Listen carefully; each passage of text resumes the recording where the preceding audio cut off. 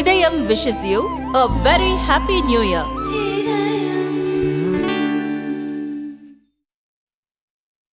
ரெண்டு ஸ்பூன் போதும் உங்க பிரச்சனைகளை கட்டுப்படுத்த. லயன் டேட் சிரப், தினமும் 2 spoon Lion date syrup. Lion date syrup. Idhayam wishes you a very happy new year.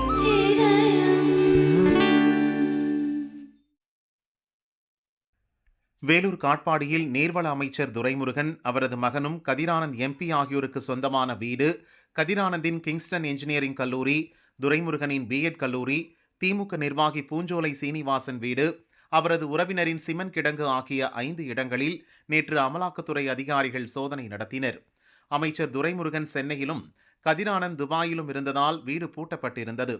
காலையில் அவர்களது வீட்டுக்கு சென்ற அமலாக்க அதிகாரிகள் 7 மணி நேரம் வெளியே காத்திருந்தனர்.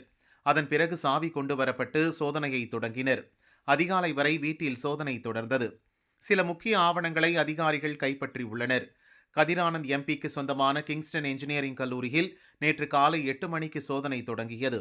2வது நாளாக இன்றும் அமலாக்க அதிகாரிகள் சோதனை நடத்தி வருகின்றனர்.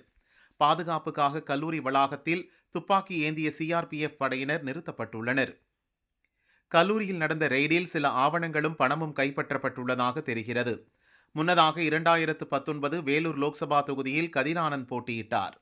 அப்போது பறக்கும் படை நடத்திய சோதனையில் அவரது வீடு, கல்லூரியில் இருந்து 10 லட்சம் ரூபாய், திமுக நிர்வாகி சீனிவாசன் வீடு, அவரது உறவினரின் சிமெண்ட் குடோனில் இருந்து 11.51 கோடி ரூபாய் பறிமுதல் செய்யப்பட்டது. இது பற்றி அமலாக்கத்துறை விசாரித்து வரும் நிலையில் ரெய்டு நடந்து வருகிறது.